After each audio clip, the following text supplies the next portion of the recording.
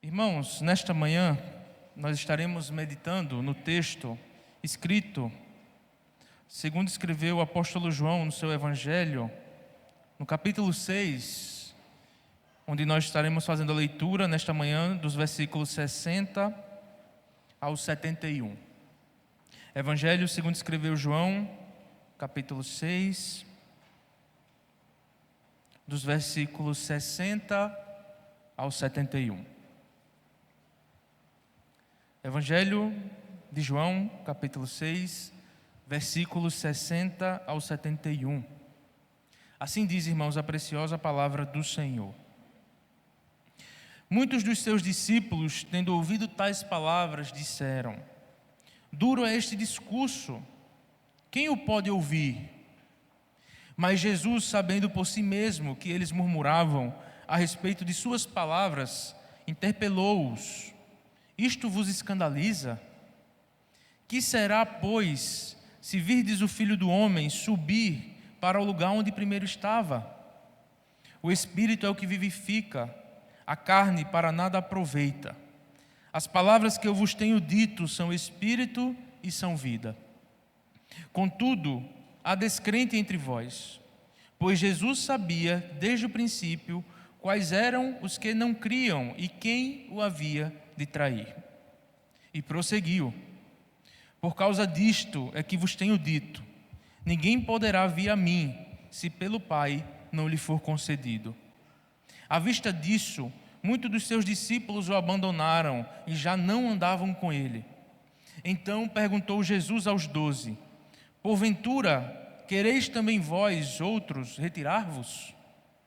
Respondeu-lhe Simão Pedro: Senhor, para quem iremos? Tu tens as palavras da vida eterna. E nós temos crido e conhecido que tu és o Santo de Deus. Replicou-lhe Jesus: não vos escolhi eu em número de 12? Contudo, um de vós é diabo.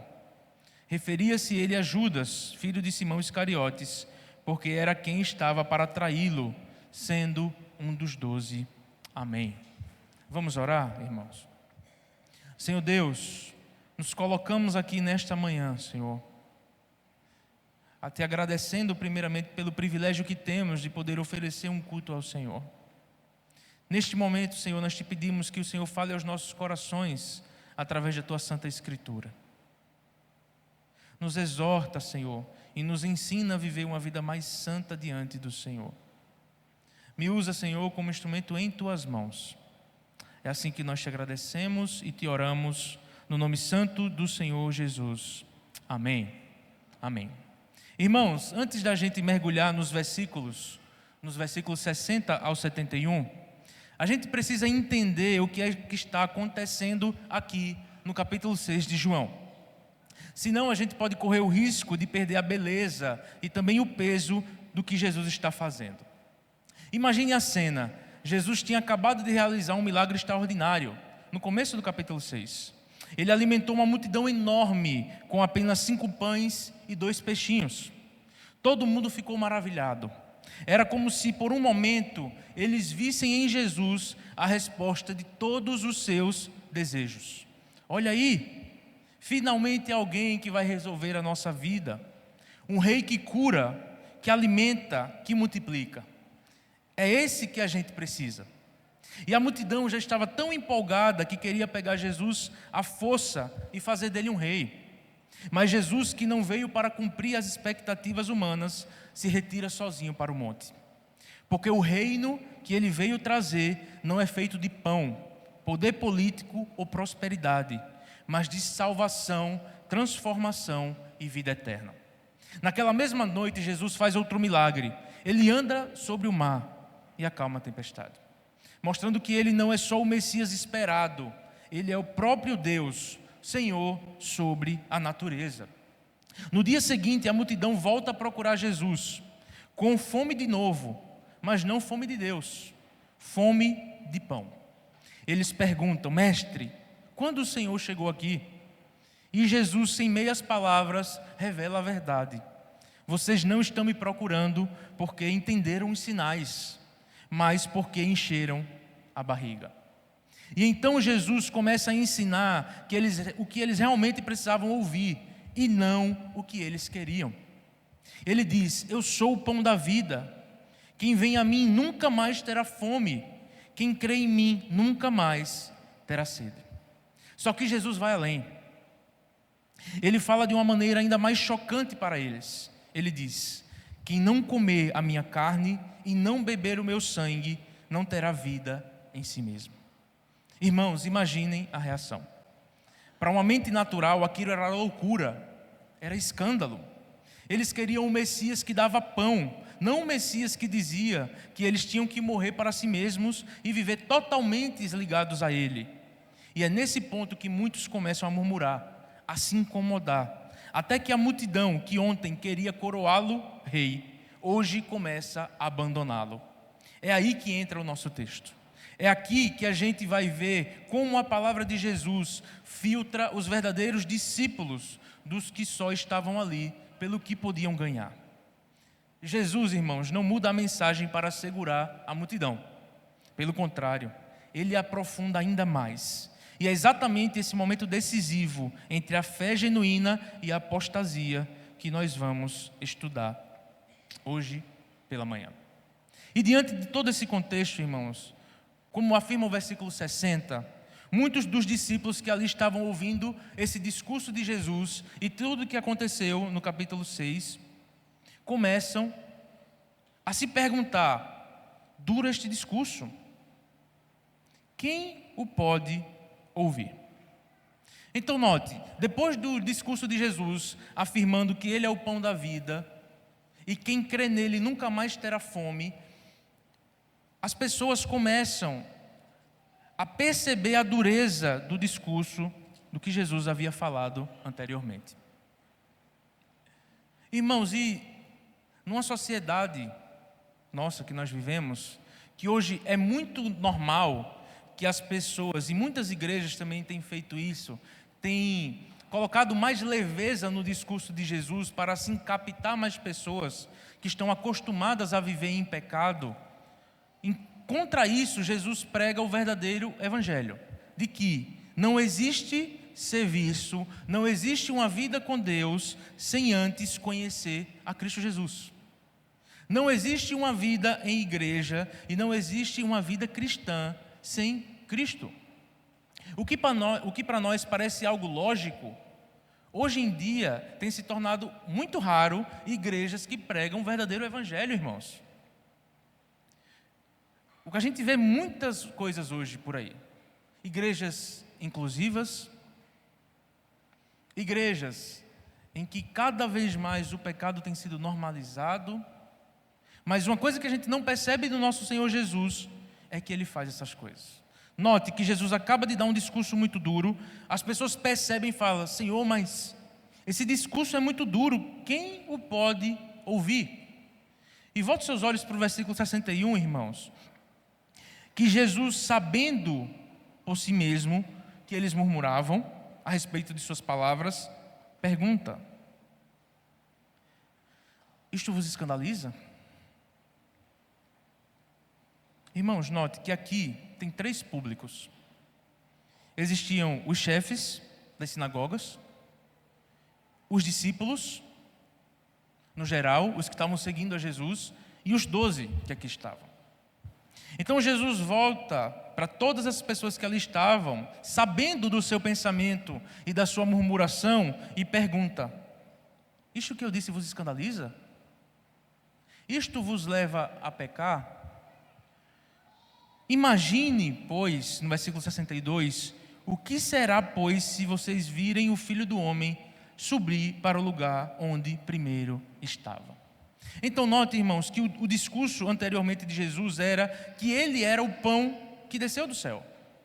Mas o que de fato isso significava? Lembra, irmãos, e a comparação de Jesus no discurso anterior é justamente com o maná no deserto. Que Deus mandava dia a dia o maná para que o povo se alimentasse dia a dia e que eles não precisavam guardar porque o Senhor iria mandar. Mas a grande diferença é que o povo tinha que comer do maná dia a dia, porque eles voltavam a sentir fome.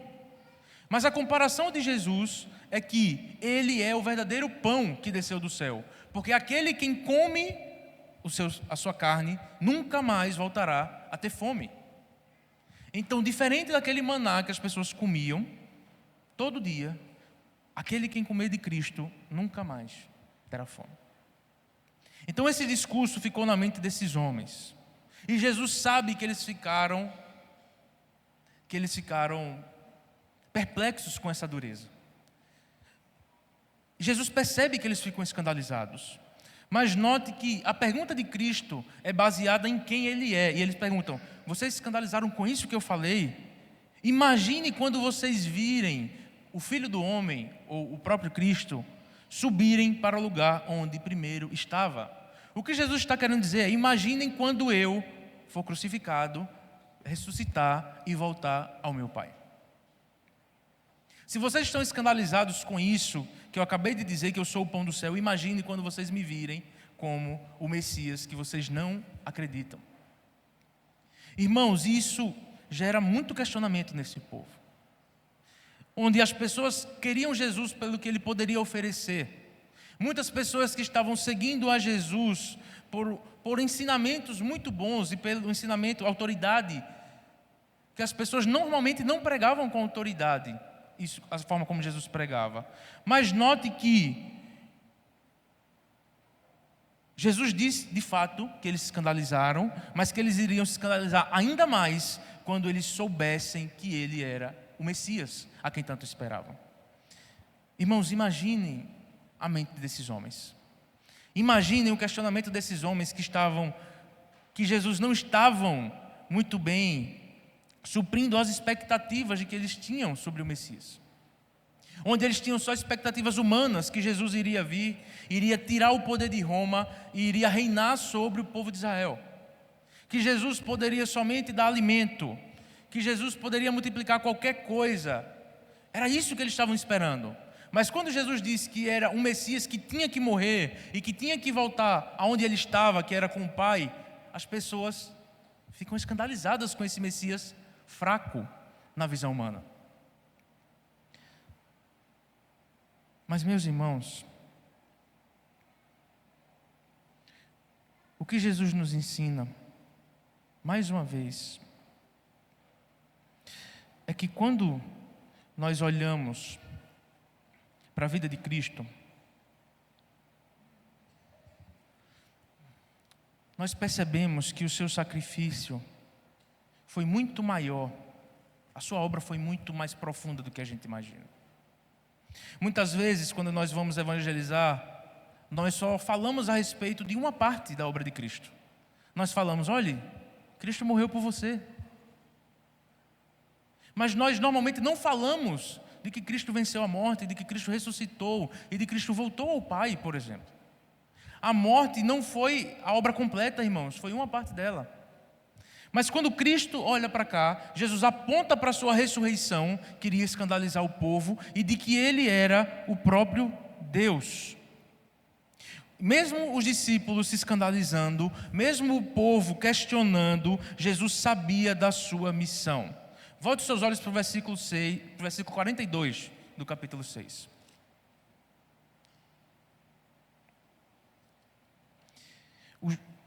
E diz assim: e diziam: não é este Jesus, o filho de José? Acaso não lhe conhecemos o pai e a mãe? Como, pois, agora diz: desci do céu? Como esse Jesus que nós conhecemos e que vive entre nós diz que desceu do céu? Irmãos, e continuando o texto, no versículo 63, Jesus vai aprofundar ainda mais o seu pensamento. E Jesus diz assim: o Espírito é o que vivifica, a carne para nada aproveita. As palavras que eu vos tenho dito são Espírito e são vida. E por que Jesus fala a respeito do Espírito vivifica e a carne para nada aproveita? Volte os seus olhos para o versículo 52, que diz assim: disputavam, pois, os judeus entre si, dizendo: como pode este dar-nos a comer a sua própria carne. Irmãos, eles levaram de forma literal o que Jesus tinha dito. De tal ponto que muitos na história da igreja do primeiro e do segundo século afirmavam que os cristãos eram canibais, porque eles passavam por onde os cristãos estavam reunidos e ouviam alguém dizendo que o povo tinha que comer e beber a carne e o sangue de Cristo. Então muitos acusavam os cristãos como canibais, a ponto que os próprios judeus também entenderam errado aquilo que Jesus havia dito.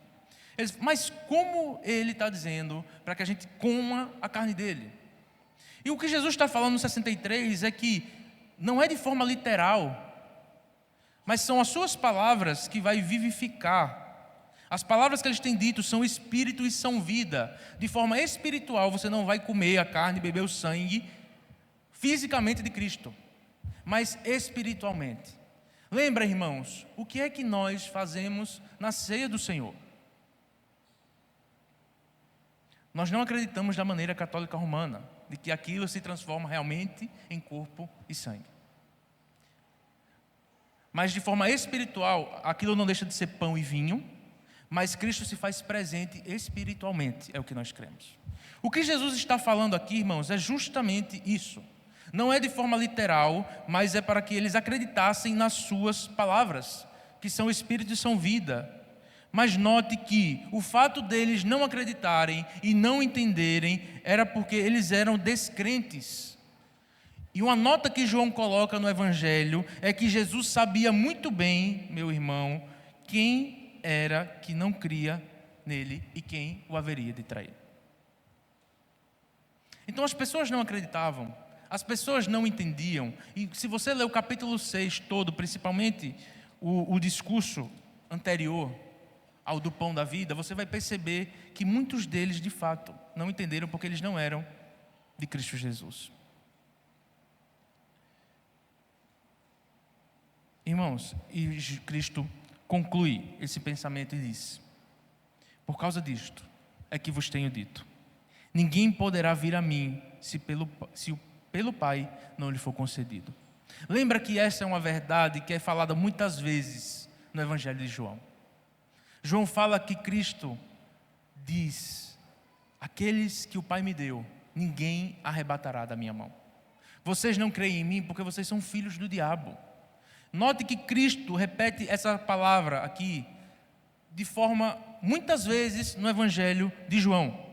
Porque eles são descrentes, eles não acreditam e não entendem, porque eles não foram concedidos pelo Pai a Cristo Jesus. Não há como cobrar, meu irmão, de descrente que ele entenda a verdade do Evangelho. E muitas vezes o que nos parece é que nós queremos que descrentes vivam igual crentes, só que é impossível, porque eles não conhecem a Cristo Jesus. Irmãos, o que transforma a vida, o que nos faz conhecer Cristo Jesus, o nosso Senhor, é transformação, é nascer de novo, é conhecermos a Jesus, porque nós fomos concedidos pelo Pai a Ele. Então, o que nos faz nos render aos pés de Cristo é o próprio Pai, quem nos deu a Ele. Então, note que bênção, meus irmãos, é nós percebermos na palavra de Cristo que não dependeu de nós. Porque no meio de todo esse povo que estava seguindo a Jesus, os judeus, aqueles que estavam seguindo, havia os 12. Os 12 que estavam ali com Cristo aprendendo, e note que ele falou que ele sabia quem iria traí-lo. Dos 12, um não era dele. Mas perceba, meu irmão, que Cristo sabia quem eram quem iria segui-lo.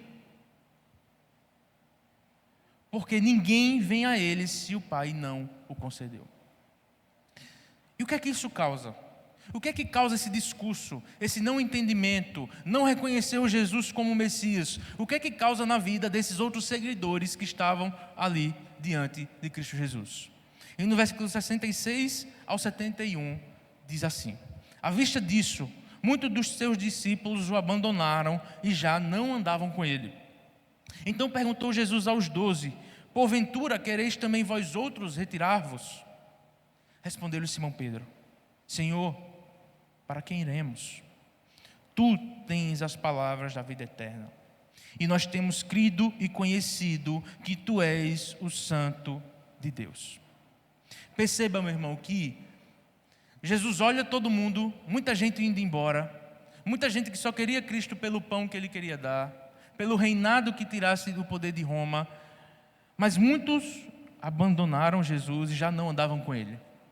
E note que Jesus, percebendo tudo isso que estava acontecendo, ele se vira aos seus 12 e faz o mesmo questionamento.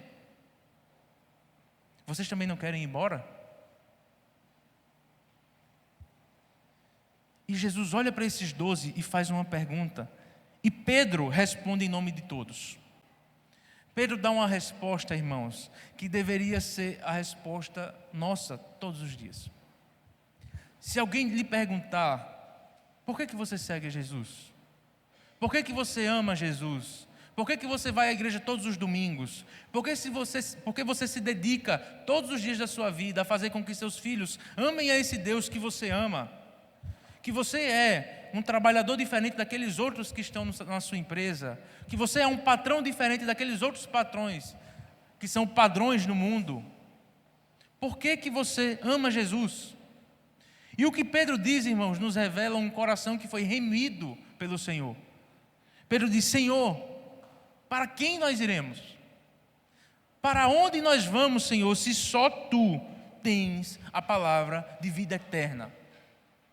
O que nos parece, meus irmãos, é que muitas vezes nós queremos buscar em outras coisas vida eterna e não no Senhor Jesus. Note que parece que nós vivemos como se a riqueza fosse nos conceder vida eterna. Como se uma promoção no trabalho fosse nos conceder vida eterna. Como se o curso do meu filho, de ser médico, advogado, ou que for um concurso que ele queira, fosse conceder a ele vida eterna. E parece que nós vivemos seguindo isso com todas as nossas forças, e nós esquecemos que nada dá a vida eterna, senão Jesus. Mas parece que na nossa vida, parece que Jesus fica somente quando eu não tenho nada o que fazer. Note que muitas pessoas tinham abandonado. Muitas pessoas já estavam indo embora. Jesus volta para os 12 e note que Jesus aqui não se preocupa com quantidade. Jesus volta para os 12 e fala: vocês também não querem ir? E Pedro responde: Senhor, mas a gente não tem para onde ir. Existiam outros mestres ali, irmãos, é verdade. Existiam outros rabinos, é verdade. Existiam pessoas que diziam outras coisas, é verdade. Mas nenhuma delas tinham palavras de vida eterna que só Jesus tem. E esse é o questionamento de Pedro: Senhor, para quem iremos? Tu tens as palavras de vida eterna. E Pedro não para por aí. Pedro não só fala das palavras de Jesus de vida eterna. Pedro diz que eles têm crido e conhecido. Note que eles estavam vivendo com Jesus desde o começo do seu ministério. E eles não só atestam as palavras de Jesus, mas veem nele o cumprimento das profecias que foram faladas no Antigo Testamento. E eles falam: nós temos crido e conhecido que Tu és o Santo de Deus, que Tu és aquele que nós esperávamos. Note, irmãos, que no capítulo 1, quando os discípulos saem chamando um ao outro, dizendo que acharam o Messias, é justamente isso. Olha, achei quem nós tanto esperávamos. Vem Pedro, vem André, vem João. E um vai levando o outro no capítulo 1 de João para os pés de Jesus. E quando eles estão ali em 12, eles percebem e falam: Senhor, Tu tens as palavras de vida eterna, mas nós reconhecemos e atestamos que Tu és o Santo de Deus, a quem nós tanto esperávamos. Que Tu és o próprio Deus. Irmãos, e que palavra de Pedro? Que palavra do apóstolo Pedro? A mesma palavra que quando Cristo pergunta a eles: quem estão dizendo que Ele é? Pedro diz: Senhor, Tu és o Cristo, o Filho do Deus vivo. Mas Cristo fala: Simão, não foi carne e sangue que te revelaram, mas foi o meu Pai que está nos céus. Então note que as confissões de Pedro são um resultado de um coração que foi transformado pelo Evangelho. A confissão de Pedro não é a confissão que causa a transformação, não. A confissão é um resultado do coração transformado do apóstolo Pedro. Então notem, irmãos, que a forma como nós falamos de Cristo Jesus, a forma como nós o confessamos com a nossa boca e com a nossa vida, mostra quem nós servimos. Diante de um abandono em massa do Senhor Jesus, diante de muitas pessoas abandonarem, porque Cristo não supriu as expectativas deles, está ali 11 homens, porque um deles haveria de traí-lo, que estão aos pés do Senhor, dizendo que eles não tinham para onde ir, porque o Senhor é o Santo de Deus. E no versículo 70 e 71, irmãos, para concluirmos, Jesus questiona-os outra vez e diz: não vos escolhi eu em número 12, contudo um de vós é diabo. Referia-se ele a Judas, filho de Simão Iscariotes, porque era quem estava para traí-lo, sendo um dos 12. Note que aqui é a primeira vez que Jesus vai falar que um dentre eles é o diabo. Note que Pedro responde pelos 12. E pela primeira vez, Cristo agora fala de que um deles é o diabo, que haveria de traí-lo. Cristo não diz ainda que é Judas, embora Cristo soubesse. Cristo ainda não disse que iria traí-lo. Talvez porque os outros 11 iriam olhar, iriam rejeitar Judas já do começo, e Judas não faria a missão que ele foi também separado para fazer. Mas note, meu irmão, Jesus já sabia de tudo o que iria acontecer. Jesus já sabia quem iria traí-lo. Embora Pedro falasse no nome dos 12, em que para onde eles vão, se só Cristo tinha palavras de vida eterna, Jesus fala: não todos. Um de vocês é o diabo, e um de vocês vai me trair. Então o que Cristo está apontando é que mesmo Pedro, mesmo no meio desses 12, desses discípulos, existia um, irmãos, que iria traí-lo. Ele não foi embora com todos os outros, mas ele permaneceu. Não é como se Judas tivesse enganado o seu Salvador. Ou melhor, não o seu Salvador, né? O seu Senhor que ali estava. Mas as palavras dos discípulos aqui revelam a sua intimidade e o seu conhecimento do Senhor. Irmãos, e a pergunta que eu faço, para a gente já estar caminhando ao fim, é a seguinte: como nós temos vivido para o Senhor? A nossa vida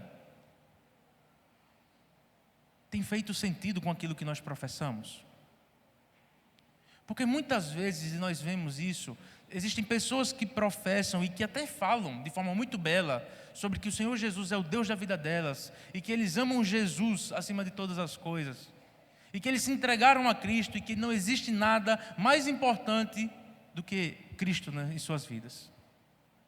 Mas quando nós vamos ver faculdade, colégio, talvez seja aquela pessoa que está colando mais nas provas. Talvez seja aquele adolescente que mais fale palavrão na sua sala de aula. Talvez seja aquela pessoa que se diz cristã, que tem as piadas mais imorais no seu círculo de amigos. Talvez seja o adulto no trabalho que mais enrole no trabalho. São os pais que na igreja é tudo de bom, mas em casa Deus tem misericórdia. Irmãos, as nossas palavras precisam andar concordando com o que nós somos. Se nós dizemos que servimos a Cristo Jesus, nós devemos andar como pessoas que amam Cristo Jesus. Se nós afirmamos que nós não temos para onde ir, se só o Senhor tem as palavras de vida eterna, por que nós buscamos tantas outras coisas e não ao Senhor? Por que nós buscamos outras coisas com tanta força e não a santidade, por exemplo? E não o serviço ao reino, e não amar ao Senhor cada dia mais. Eu faço tantas coisas no meu dia, mas se é, meu irmão, para eu me colocar de joelhos e orar, se é para eu ler a palavra de Deus e meditar nas suas escrituras, eu não tenho tempo. Se eu digo que o Senhor Jesus tem as palavras de vida eterna e eu não amo a sua palavra, meu irmão, talvez eu esteja me enganando. Ou talvez eu esteja em pecado. Por quê? Muitos desses discípulos deixaram de seguir a Jesus, é verdade. Mas tiveram ali 11 que permaneceram fiéis. Não quer dizer, irmãos, que eles não pecaram. Eles pecaram muito ainda, se a gente for ver o Evangelho de João. Cristo e João, no seu Evangelho, faz questão de mostrar o pecado desses homens. Mas eles não largaram, embora Pedro quisesse em um momento, lá no final do Evangelho de João. Mas Cristo não se afasta deles, porque eles foram concedidos ao Pai. E ninguém pode arrebatá-los da mão de Cristo Jesus. Então, irmãos, se estamos aqui, glória a Deus, louvado seja o nome do Senhor. Porque mesmo com todos os pecados que enfrentamos, todos os tropeços que nós temos durante a nossa vida e durante a nossa semana, que causa desgosto, que causa angústia, irmãos, o pecado faz isso conosco, nos dá desânimo. Fala, Senhor, eu não quero mais, eu nem sei com que cara mais eu vou pedir perdão por esse pecado que eu pratico há um tempo já. Mas, meu irmão, o Senhor Jesus não se afasta de você. O Senhor Jesus não se afasta de nós. Porque se nós fomos concedidos ao Pai, a Ele, meu irmão, ninguém arrebata da mão dEle. Glória ao Senhor. Porque esses 11 que foram concedidos ao Pai, ninguém, irmãos, embora eles quisessem se afastar em algum momento, não conseguiram, porque eles eram do Senhor. E Senhor, para quem iremos? Por que você está aqui, meu irmão, esse domingo? Por que você ama o Senhor? Por que você não ama qualquer outro Deus que é dito por aí? Por quê? E aqui está a resposta. Tu, Senhor, tens as palavras de vida eterna e nós temos crido e conhecido que Tu és o Santo de Deus. Não é mais um santo, irmãos. Ele é o Santo de Deus. Então note, aqui está a resposta. Porque o Senhor Jesus é o Santo de Deus. Louvado seja o seu nome, meu irmão. Porque se nós estamos aqui, foi pela obra de Cristo. Foi pela sua morte, pela sua ressurreição. E nós louvamos o seu nome, porque se nós somos de Cristo, louvado seja o Senhor. Louvado seja o Senhor. Meus irmãos, vamos orar. Vamos agradecer ao Senhor.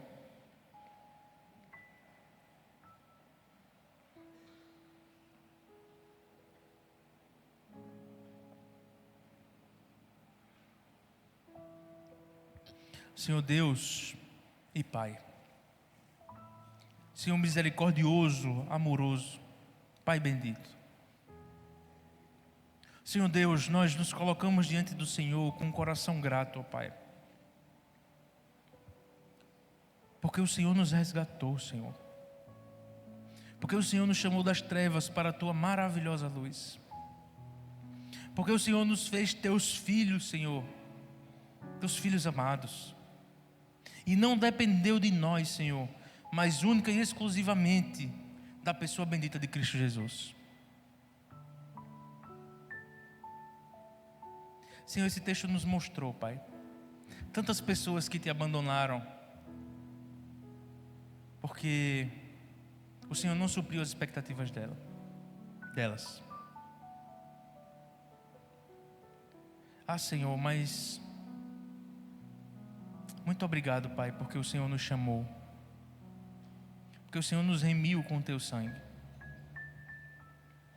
e porque mesmo pecadores como somos ainda, ó Pai, o Senhor permanece conosco, Senhor. Senhor, muito obrigado, porque mesmo o Senhor, sendo o único que tem as palavras de vida eterna, e sendo o próprio Deus, o Senhor escolheu relacionar-se conosco, Senhor. Muito obrigado, Senhor, porque o Senhor também nos deu um povo que foi lavado e remido para podermos cultuar ao Senhor juntos, em gratidão. Ah, Senhor, o Senhor nos conhece tão melhor do que nós mesmos, Senhor. O Senhor conhece os nossos anseios, as nossas angústias, os nossos pecados. E muitas vezes, Senhor, mesmo nós querendo abandonar o Senhor não deixa. E nós louvamos o Teu nome, Pai. Obrigado, Senhor, porque o Senhor nos lavou, porque o Senhor nos trouxe para perto, porque o Senhor nos adotou como filhos. Nós que estávamos andando a passos largos para o inferno, o Senhor nos transformou, Pai, em teus filhos amados, e nós te agradecemos por tudo isso, Senhor. Que nós, Senhor, queiramos ser homens mais santos, homens e mulheres santos diante do Senhor. Que nós amemos a tua santidade, a tua misericórdia, e que sejamos, Senhor, cada dia mais santos. Obrigado, Senhor, por esse privilégio e essa dádiva que é te servir, que é te amar e que é ter uma família que foi remida pelo teu sangue. Nós te agradecemos, Senhor, e essa é a nossa oração, no nome santo do Senhor Jesus, aquele que reina hoje e sempre. Amém. Amém.